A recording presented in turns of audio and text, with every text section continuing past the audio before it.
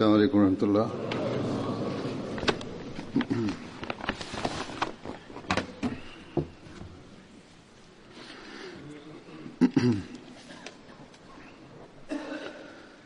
أشهد أن لا إله إلا الله وحده لا شريك له وأشهد أن محمدا عبده ورسوله أما بعد فأعوذ بالله من الشيطان الرجيم بسم الله الرحمن الرحيم الحمد لله رب العالمين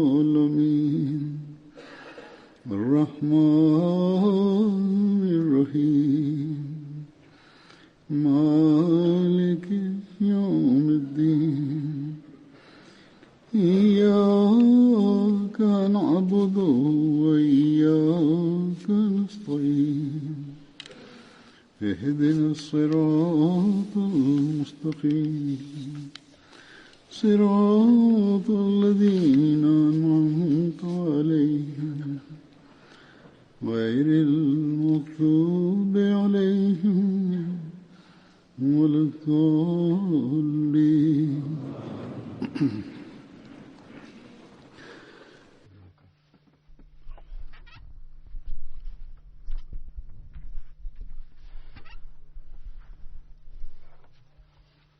Hazret Asim bin Sabit radıyallahu anh Hazreti Resulullah'ın eshablarından birisiydi.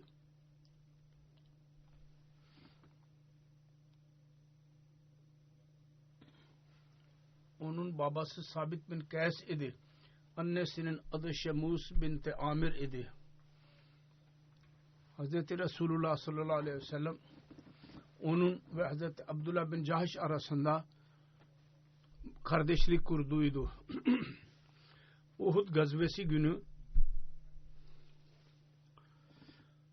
kafirler birdenbire saldırıya geçtiler.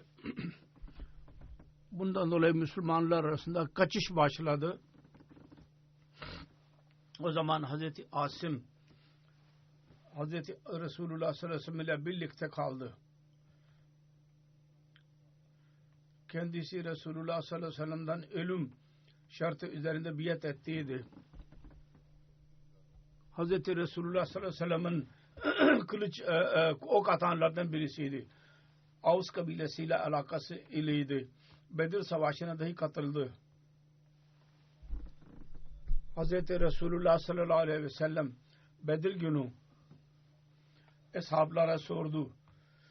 Siz düşmana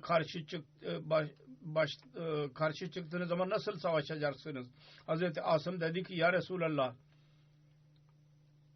bir kavim o kadar yaklaşırsa ki kılıçlar onlara yaklaşsın, biz onlara kılıç atacağız ve ok atacağız. Sonra taş atacağız eğer o kadar yaklaşırlarsa.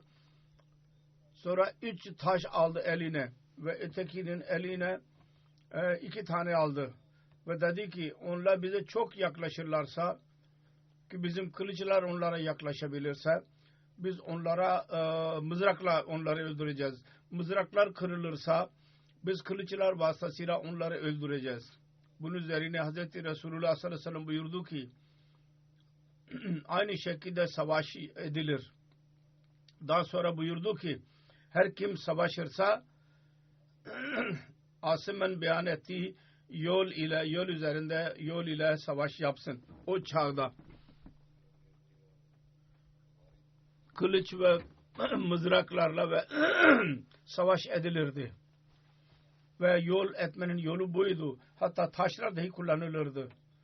Bugünkü gibi değil ki masum insanlara bomba atarak masum insanlar ve çocukları öldürelim. Bir gayrimüslim birisi bir kitap yazdı. Hazreti Resulullah sallallahu aleyhi ve sellem'in savaşlarından bahsederek şöyle diyor. Siz Muhammed sallallahu aleyhi ve sellem'e mı suçluyorsunuz ki o savaşı yaptı? Fakat onun savaşlarında birkaç yüz ya birkaç bin insan ölmüş olacak, öldürülmüş olacak ve siz kendinizi ilerlemiş ve insanlığın rehberi olarak adlandırıyorsunuz kendinizi. Siz yalnız bir savaşta, yani 2. Cihan Savaşı'ndan bahsediyor. 700 bin insan, milyon insandan daha fazlasını öldürdünüz. Onların çoğu genel vatandaş idiler. Fakat bugün maalesef şanssızlıkla Müslümanlar dahi onlardan ders alıyorlar ve fark etmeden, ayrım yapmadan Müslümanları öldürmektedir.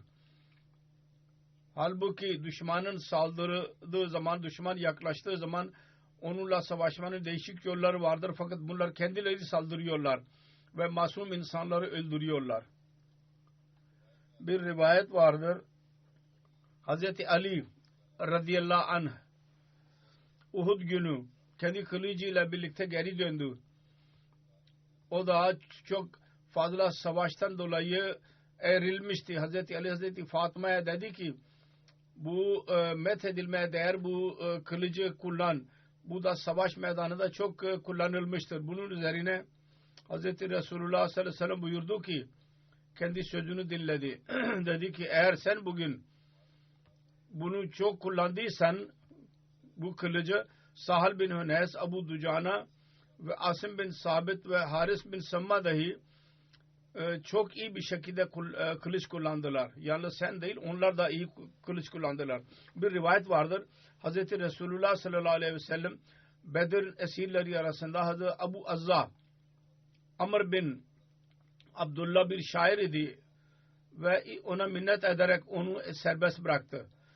O dediydi ki ey Muhammed sallallahu aleyhi ve sellem benim 5 tane kızım var ve benim dışımda onların başka birisi yoktur. Siz benim onlar yüzünden beni sadaka olarak serbest bırakın. Resulullah sallallahu aleyhi ve sellem merhamet ederek onu serbest bıraktı. Bunun üzerine Abu Azza dedi ki ben size kesin söz veriyorum. Ben gelecekte sizinle savaşmayacağım ve başkasının da yardım etmeyeceğim savaşta. Bu konuda kendisini serbest bıraktı Resulullah sallallahu aleyhi ve sellem. Bir öc almadan kendisini bıraktı. Kureyş Uhud'a çıkmak istedikleri zaman Safvan bin Umeyye geldi ve dedi ki ona sen dahi bizimle birlikte çık. O dedi ki ben Muhammed'e söz verdim, kesin söz verdim. Ben asla sizinle savaşmayacağım. Ve savaş için başka birisine de yardım etmeyeceğim. O yalnız bana minnet etti. Ve benim dışımda başka birisine böyle bir minnette bulunmamıştır. Safvan ona garanti verdi. Eğer öldürülürse onun kızlarını kendi kızları olarak haline getirecek ve eğer yaşarsa çok büyük mal ona verecek. Ki yalnız onun ailesi onu yiyecek.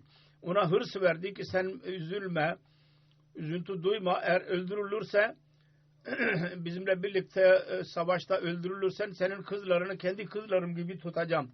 Eğer sen kurtulursan sana çok mal vereceğim. Bunun üzerine Abu Azza Arabistan'ı çağırmak için çıktı. Kendisi çıkmadı. Kendisi hatta diğer kabileleri, diğer insanları dahi Müslümanlar aleyhinde savaş yapmak için onları biriktirmeye çalıştı. Toplamaya. Sonra Uhud savaşına çıktı Kureyş ile birlikte. Sonra tekrar esir düştü savaşta. Bunun dışında Kureyş'ten birisi asla esir edilmemişti. O dedi ki yakalanınca soruldu. Sen söz verdiydin. O dedi ki ey Muhammed sallallahu aleyhi ve sellem ben mecburen çıktım.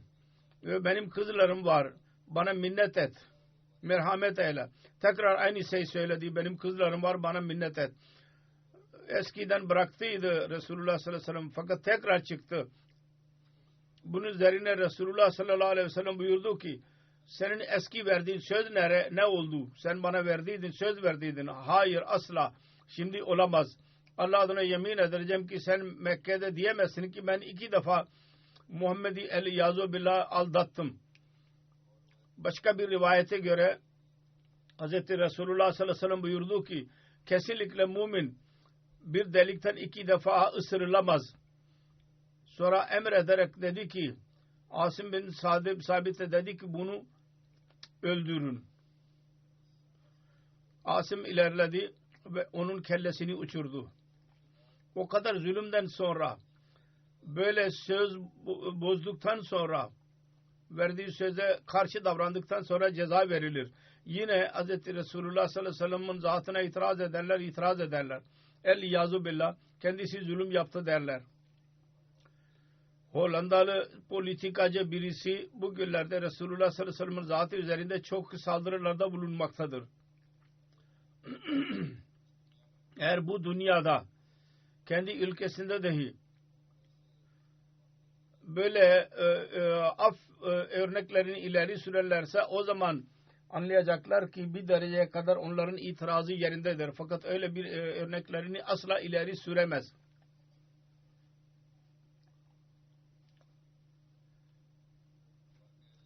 Reci olayı ve Hz. Asim'in zikri Hz. Mirza Beşir Ahmet radıyallahu anh Sirat Hatem-ün Nebiyyin adlı eserinde yapmıştır.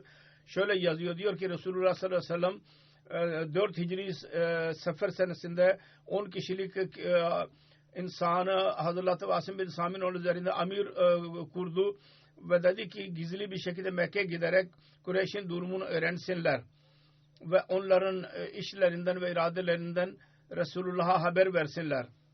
Fakat bunlar daha yola çıkmadan Azza ve Ukara'nın birkaç kişi Resulullah sallallahu aleyhi ve sellem'in huzuruna geldiler ve arz ettiler.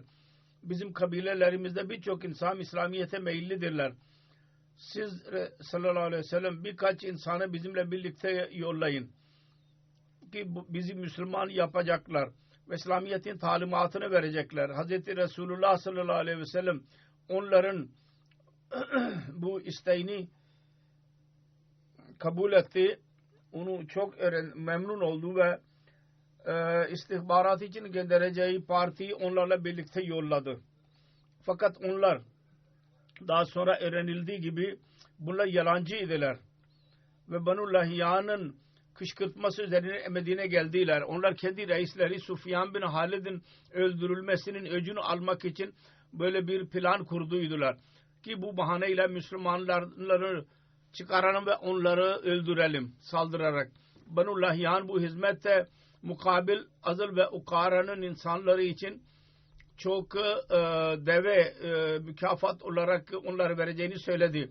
Akıl ve Ukara'nın bu isyancı kimseler Mekke ve arasına yaktılar. Banu Lahyan'a haber gönderdiler. Müslümanlar bizimle birliktedirler. Siz gelin. Bunları öldürmek için. Bunun üzerine Banu Lahyan'ın 200 genci, onlardan bir tanesi 100 kılıç atanlar idiler. Müslümanların arkasından çıktılar ve Reci adlı yerde bunları yakaladılar. 10 kişi Müslümanı vardı. 200 askeriyle nasıl savaşabilirlerdi? Fakat Müslümanları kılıç bırakma talimatı verilmiştir. Hemen bunlar bir dağa çıktılar ve hazırlıklı oldular savaş için. Kafirlerin yanında aldatmak kötü bir şey değildi. Onları seslendiler. Siz aşağı inin. Biz size kesin söz veriyoruz ki sizi öldürmeyeceğiz. Asim cevap verdi. Biz sizin verdiğiniz söze asla inanmıyoruz.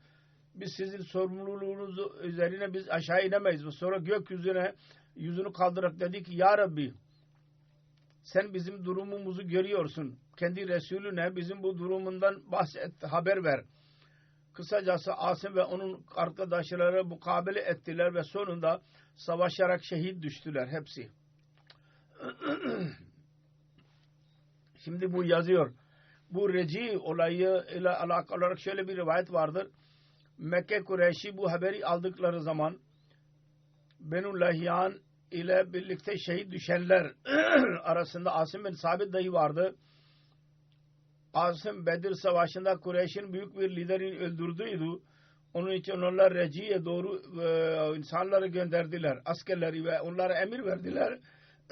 Aslı'nın başını yahut onun bedenin bir uzvunu getirsinler ki onlar onu görsünler ve teselli bulsunlar ve onların intikamı ateşi sönsün.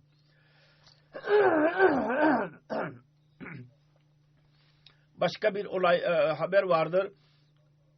Asım'ı öldüren birisinin annesi nazar ettiydi. Baba ölünün başının kellesine içki koyarak içecek. Fakat Allah-u Teala böyle yaptı ki oraya ulaştılar, ne görsünler ki orada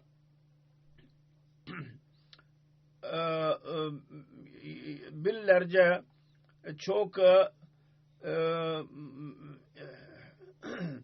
oradan kalksınlar bu sinekler. Fakat bunlar çıkmadılar. Sokan sinekler. Bunlar çıkmadı ve onun sonra mecburen oradan geri döndüler ve ondan sonra çok yağmur yağdı ve Asım'ın naaşını oradan başka bir yere götürdü. Asım Müslümanlar ölmek üzerine söz verdiydi. Gelecekte asla her çeşit müşrikane şeyden perhiz edecek. Hatta bir müşrike dokunmayacak. Hazreti Ömer'in şehadetini ve bu olayını öğrendiği zaman dedi ki Allah-u Teala kendi kullarının hislerine nasıl saygı gösteriyor. Ölümden sonra dahi Asim'in sözünü yerine getirdi ve müşriklerin massından onu korudu. Dokunmasından.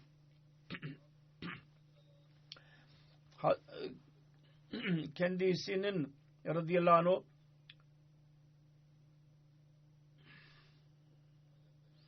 Hammi-i Devle deniler ki korunduğu bal arılarıyla Hz. Resulullah sallallahu aleyhi ve sellem ölümden sonra dahi bal arı vasıtasıyla kendisini korudu.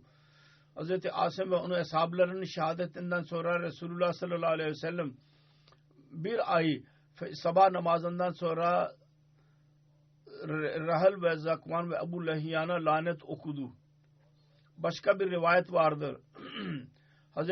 Asım düşmana mukabil kılıç atıyordu ve bu ok atıyordu ve şiir okuyordu. El-mautu hakkun vel-mautu batul. Yani ölüm haktır ve hayat boştur. Allah bir insan hakkında bir karar verirse o mutlaka yerine geçer. Ve insan dahi o kararı kabul etmeli. Hz. Asım'ın okları bitince kılıçla savaşmaya başladı. Kılıç dahi kırıldı. Ok dahi mızrak dahi kırıldı. Ondan sonra kılıçla savaşmaya başladı ve ondan sonra şehit oldu. Sahal bin Huneyf Ansari'dir, ikinci sahabi. Annesinin adı Hilm binti Rafe'dir. Anne bab tarafından kendisinin iki kardeşi vardı, Abdullah ve Numan. Ve bunun evladı arasında Esed oğlu ve Osman ve Sa'd oğulları vardı. Hazreti Salih'in evladı Medine ve Bağdat'ta kaldı, yerleşti. Hazreti Resulullah sallallahu aleyhi ve sellem kendisi ve Hazreti Ali radıyallahu anh arasında kardeşlik kurdu. Bedir savaşında Bedir savaşıyla birlikte bütün gazvelerde Hazreti Resulullah sallallahu aleyhi ve sellem ile birlikte kaldı. Hazreti Sahal bin Huneyf çok yüce mertebeli sahabeydi. Fakat mal durumu kuvvetli değildi. İbn-i Uyeyne'de rivayet edilmiştir.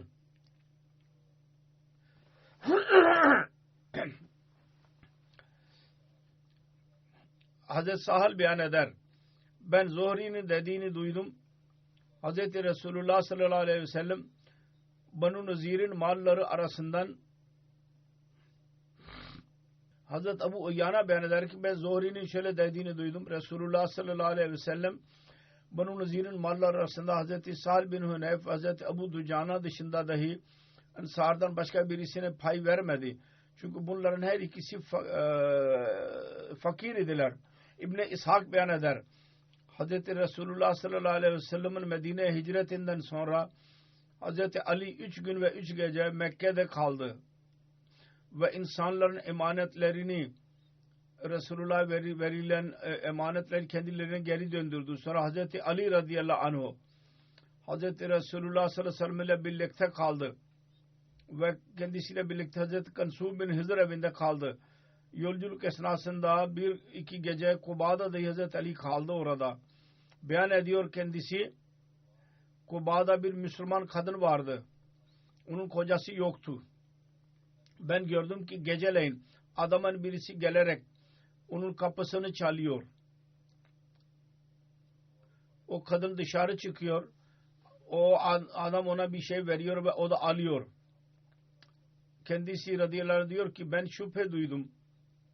Ben o kadına dedim ki Allah'ın kulu, bu adam kimdir? Her gece senin kapını çalıyor ve sen dışarı çıkınca sana bir şey veriyor. Ben bilmiyorum ki o nedir. Ve sen Müslüman bir kadınsın. Senin kocan yoktur. Onun için böyle geceleyin dışarı çıkman ve yabancı birisiyle konuşman ve böyle şey alman doğru değil. O dedi ki bu Sahal bin Huneyf'tir. Ben biliyorum ki ben tek başına mayım ve başka biri yoktur. O biliyor bunu. Akşam olunca kendi kabilesinin akrabalarının putlarını kırıyor. Sonra bana getirip bana veriyor ki ben onları ateşe vereyim. Ve İbn-i İshak adıyla beyan ediyor ki Hazreti Ali Hazreti Sahab'ın vefatından sonra bu olayı beyan ediyordu. Kendi insanlar arasında şirk yok etmek için böyle bir plan kurdu, bir tedbir aldı. Hazreti Sahal bin Huneyf çok yüce eshablardan idi.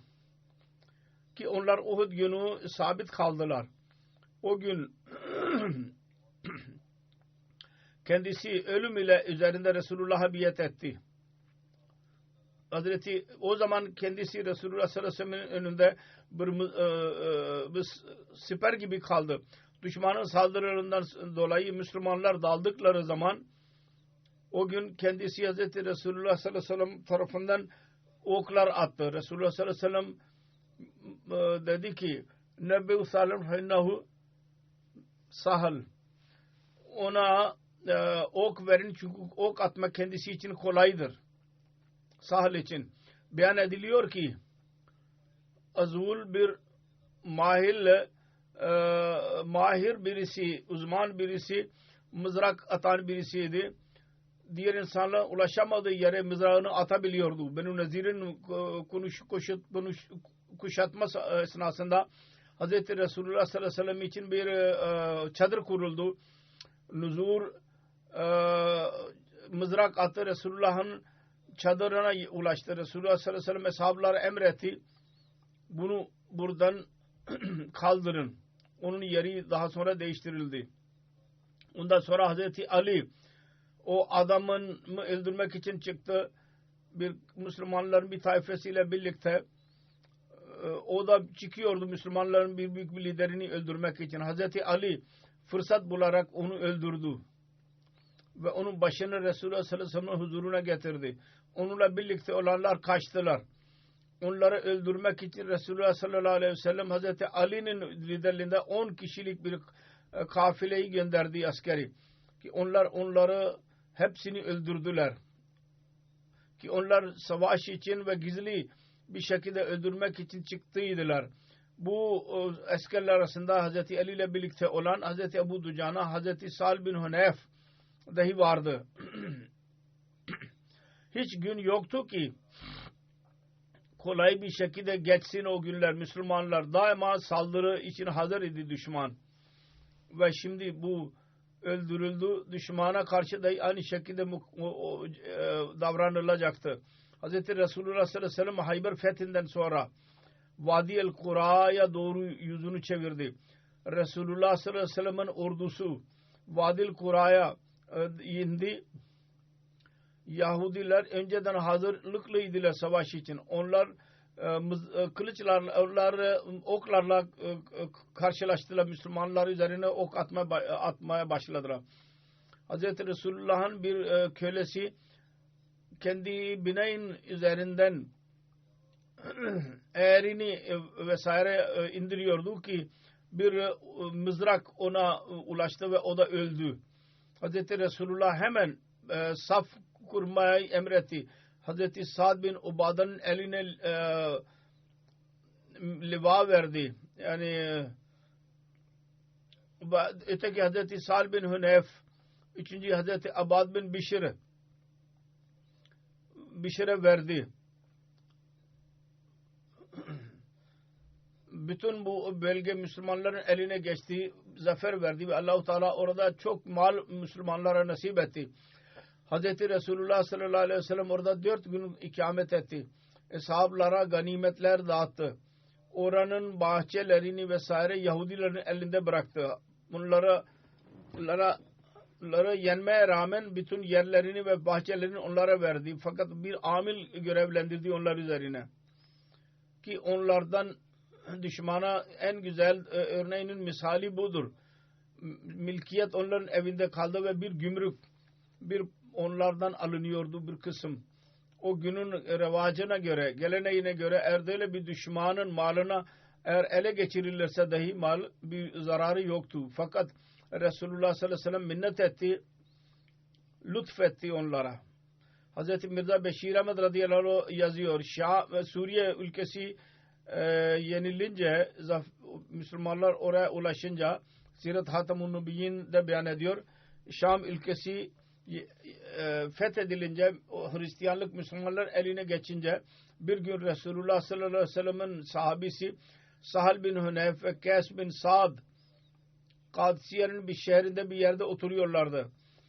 Yanından bir Hristiyanın cenazesi geçti. Bu her ikisi ayağa kalktılar. Hürmeten bir Müslüman Resulullah'ın sohbetinden kalmamıştı ve İslamiyet'in bu ahlakını bilmiyordu.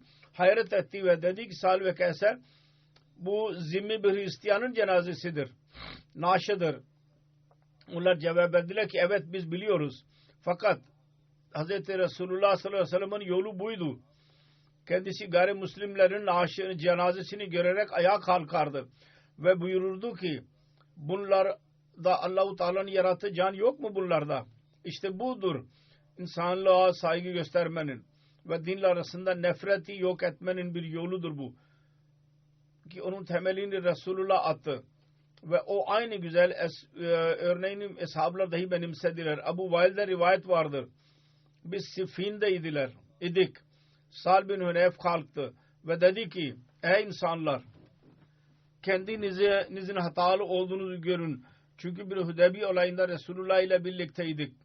Sallallahu aleyhi ve sellem. Eğer mukabele olsaydı biz mutlaka mukabele yapardık. Yani savaşırdık. Hazreti Ömer Hattab dedi ki bin Hattab, Hudeybiye olayından bahsediliyor. Dedi ki ya Resulallah, biz haklı değil miyiz? Ve kafirler batıl değil midirler? Resulullah dedi ki neden olmasın?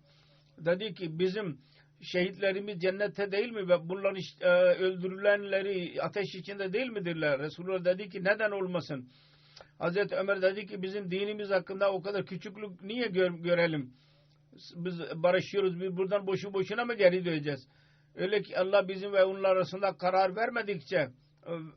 vermeden mi buradan geri döneceğiz? Dedi ki ey Hattab'ın oğlu, ben Allah'ın Resulüyüm ve Allah-u Teala beni asla zayi etmeyecek. Sonra Hazreti Ömer radıyallahu anh Hazreti Ebu Bakir radıyallahu anh'ın yanına gitti.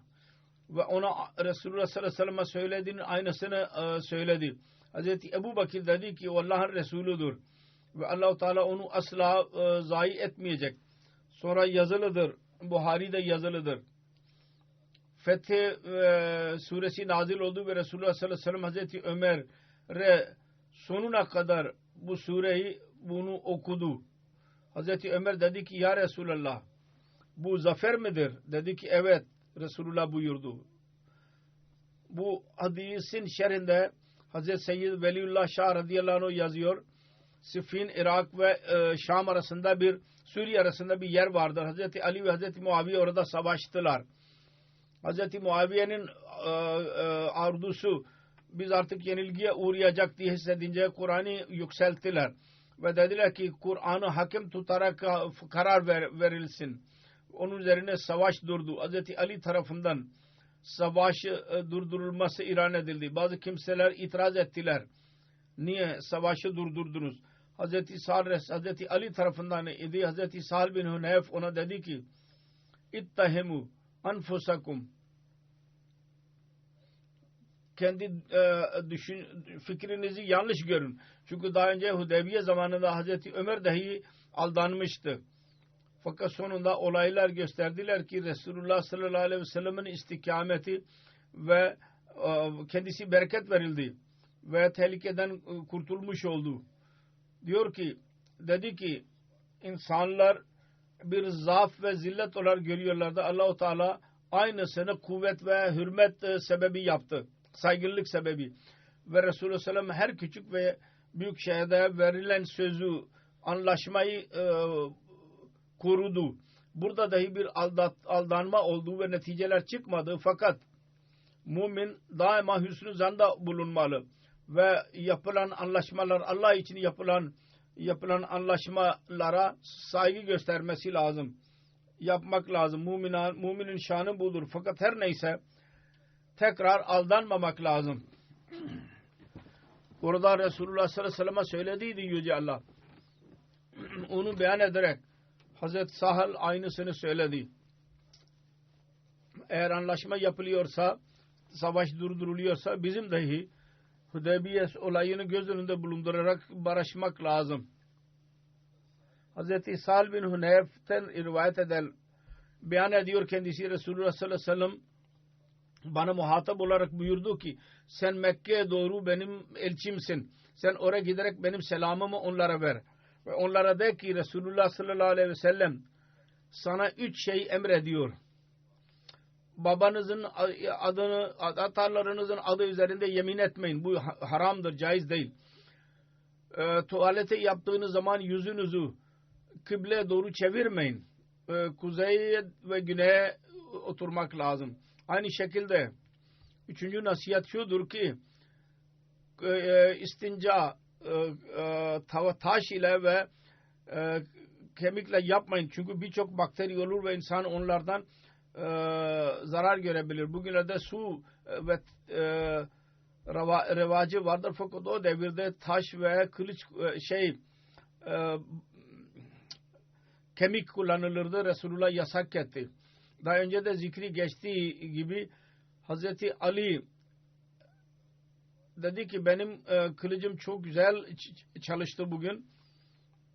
Hazreti Asim bin Sabit ve Huneyf bin Sahal bin Huneyf hakkında dahi Resulullah sallallahu aleyhi ve sellem aynısını söyledi. Onların kılıçları en güzel şekilde çalıştılar.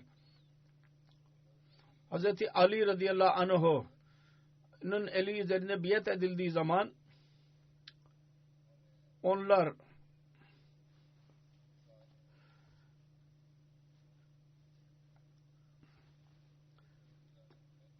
Hazreti Ali'nin eli üzerinde biat edildiği zaman Sahal radıyallahu anhu kendisiyle birlikteydi. Hazreti Ali Basra için çıktığı zaman Hazreti Sahal'i kendi yerine amir olarak görevlendirdi.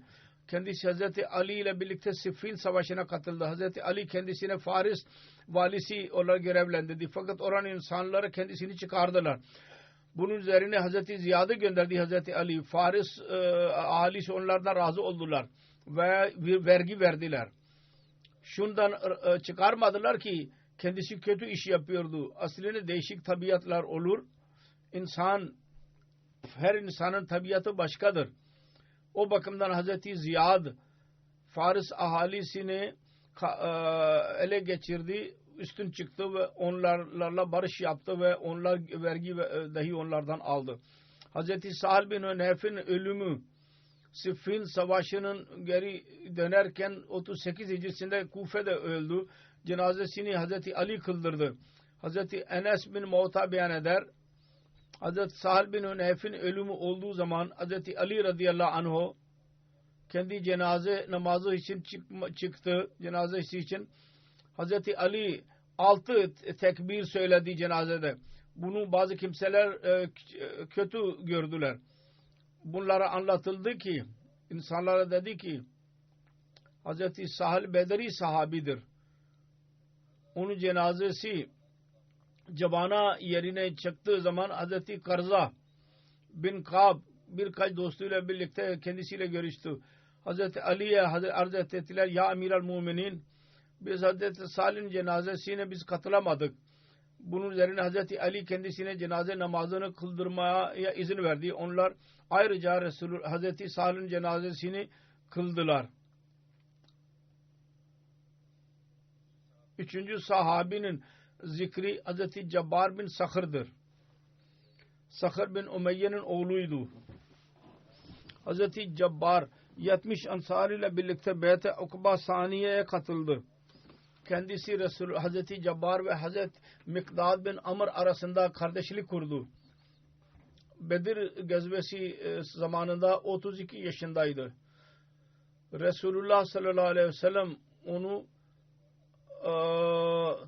hurmalarını tahmin etmek için Hayber'e gönderiyordu. Onun vefatı Hazreti Osman hilafeti zamanında 30 Hicrisinde Hazreti 23 senesinde mi ne dedi? Oldu. 62 yaşındaydı.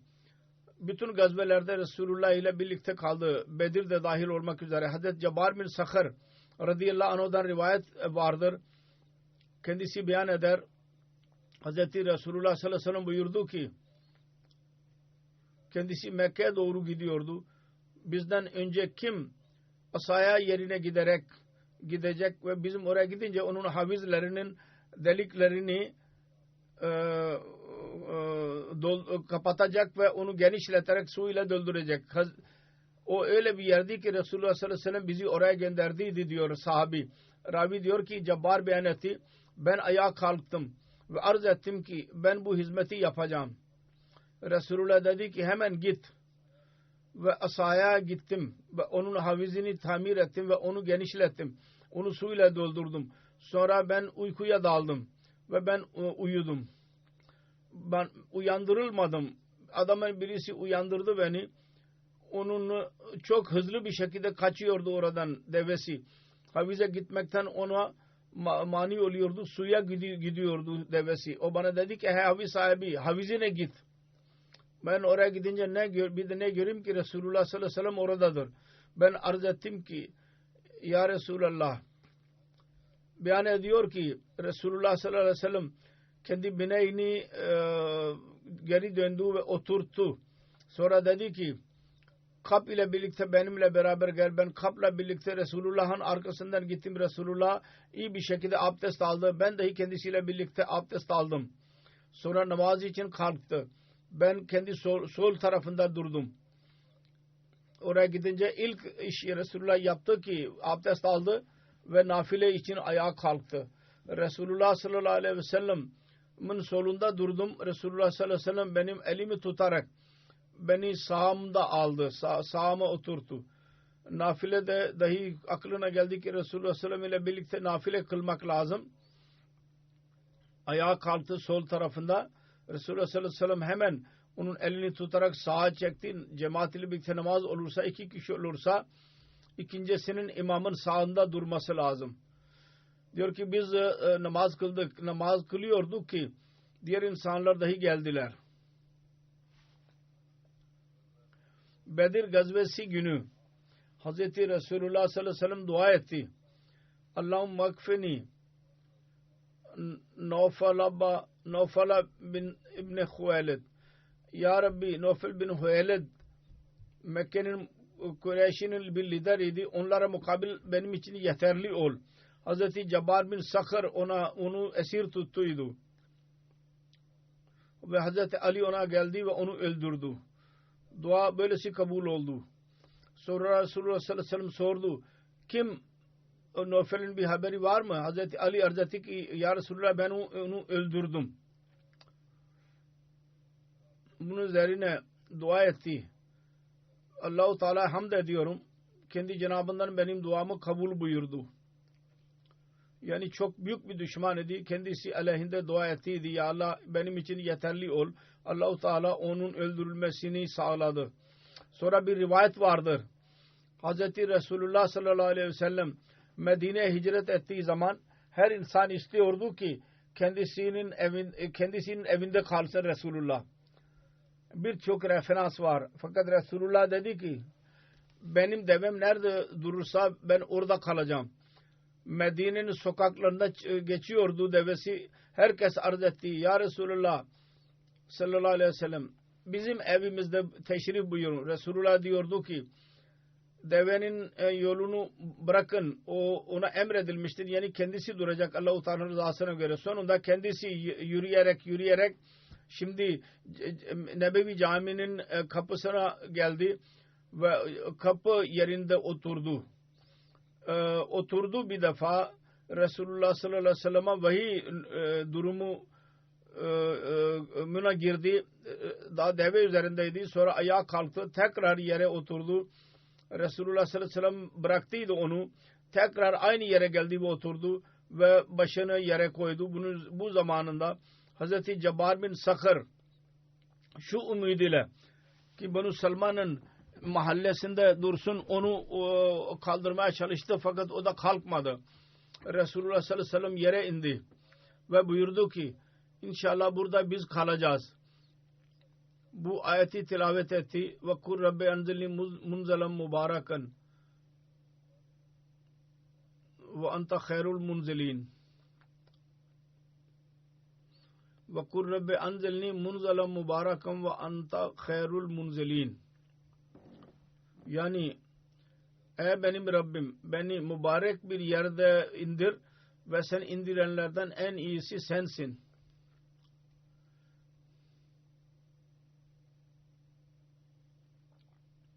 Sonra Resulullah sallallahu aleyhi ve sellem buyurdu ki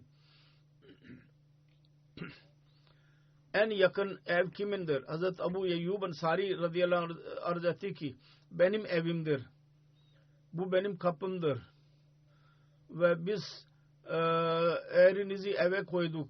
Resulullah dedi ki haydi git ve benim için istirahat yeri hazırla.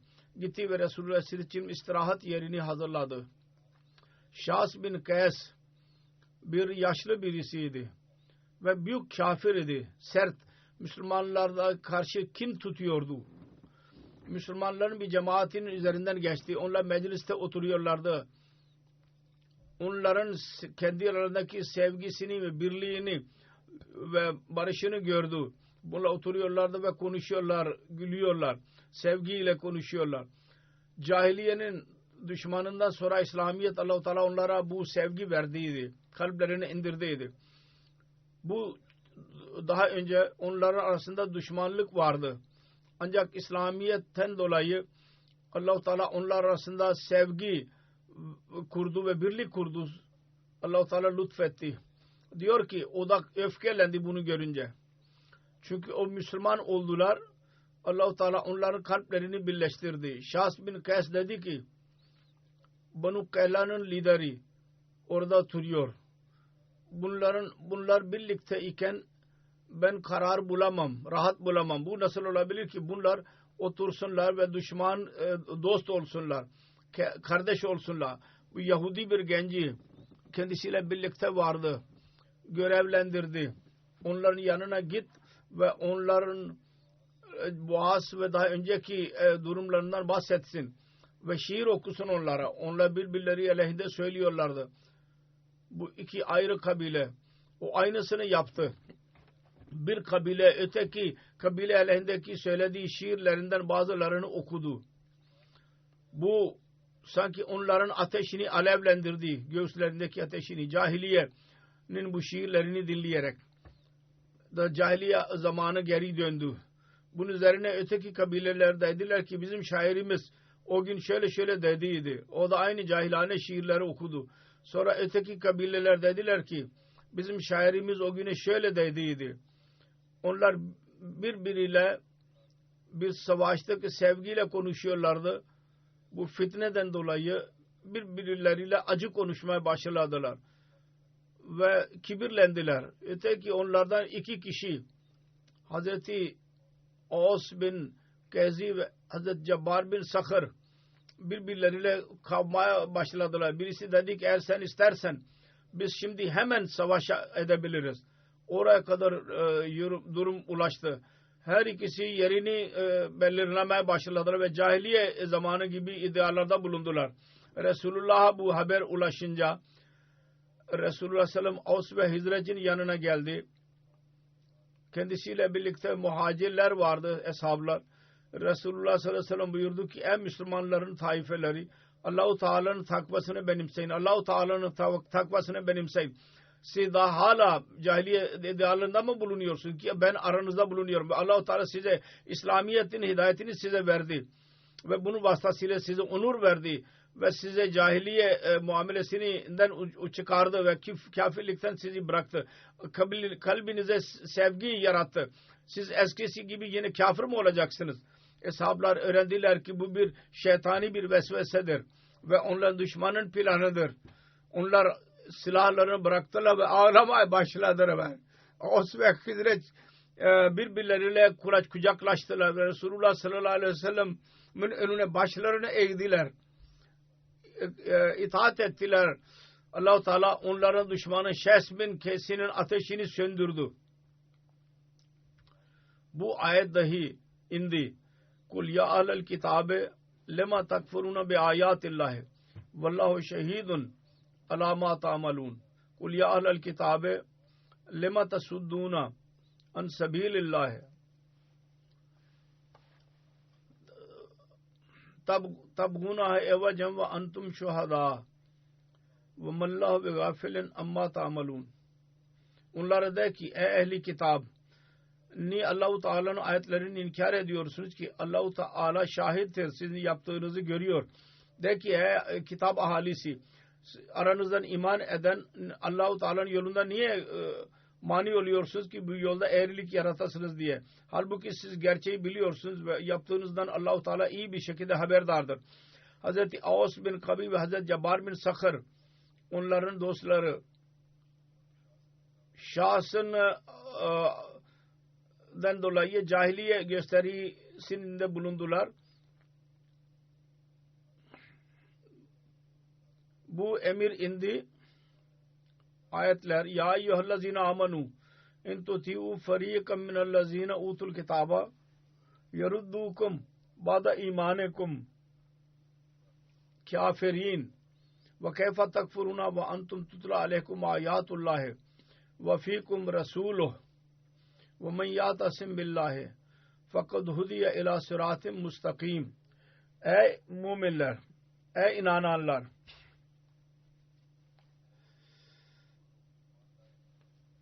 eğer bu kitap ehli arasından bir taifesine itaat ederseniz onlar sizi iman ettiğinizden sonra tekrar sizi kafir döndürecekler. Ve nasıl inkar edebilirsiniz ki sizin üzerinizde Allah-u Teala'nın ayetleri okunur ve Allah'ın Resulü aranızda mevcuttur. Ve her kim Allah'a sımsıkı sarılırsa o doğru yola hidayet edilmiş olur. Kesinlikle. Kısacası bu durum idi. Eshabların durumu buydu. Bir zamanında şeytanın aldanmasına girdiler. Fakat Resulullah sallallahu aleyhi ve sellem onlara dedi ki siz niye cahiliyete geri dönüyorsunuz? Hemen utandılar ve barış yaptılar. Sevgiden dolayı sevgi gösterdiler. Buydu Resulullah'ın eshablarının örnekleri. Şimdi bugün küçük küçük şeylerden dolayı bencilliklere giriyorlar. Onlar için büyük bir örnektir bu. Eğer onlar birbirlerinin kanına susamışlarsa, savaş edenler kardeş olurlarsa eskiden, şimdi bugün bir kelime-i şehadeti götüren ve bir cemaat içinde doğanlar niye bencilliklerini yok edebiliyorlar? Birçok muamele geliyor. Yanlış bencilliklerinden dolayı kavgalar olur aylarca, senelerce. Bazı gençler yazıyorlar ki bizim ailelerimizin kavgalarından dolayı yeni nesil biz evlenemiyoruz. Evlenmek istiyoruz. Büyüklerimizden dolayı biz evlenemiyoruz. Bunların akıllanması lazım. Allah-u Teala bir talimat ileri sürmüştür. Sevgi talimatı, birlik talimatı ve bir kavim haline getirmiştir bizi. Bir kavim olarak kalmak lazım ve yanlış bencilliklere girmememiz lazım. Allah-u Teala hepsine akıl versin. Amin. Bir rivayet şöyledir. Hazreti Ömer Yahudi Hayber'den çıkardığı zaman Ensar ve muhacirlere birlikte Hazreti Cabbar bin Sakır ve Yazid bin Sabit dahi onlar arasındaydı. Hayber için çıktı. Bunların ikisi Hayber'in mahsulunu tahmin etmek için gidiyorlardı. Ve her ikisi eskiden var olan duruma göre her birini payını ayırdılar. Vadiye Kur'an'ın dağıtımında Hazreti Ömer diğer insanlara yol verdi. Bir payı Hazreti Cabbar bin Sakır'a dahi verildi. İşte bu eshabların bazı durumuydu. Allah-u Teala onların derecelerini yükseltmeye devam etsin. Amin.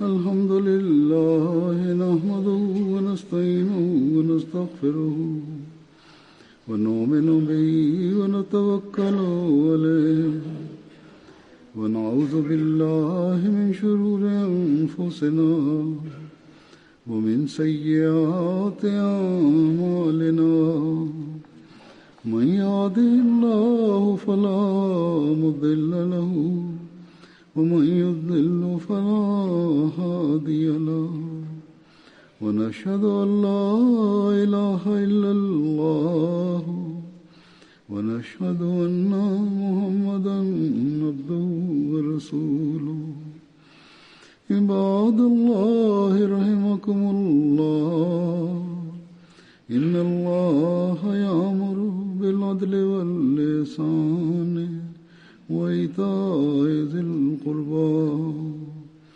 وينهى عن الفحشاء والمنكر والبغي يعظكم لعلكم تذكرون اذكروا الله يذكركم وادعوه يستجب لكم ولذكر الله أكبر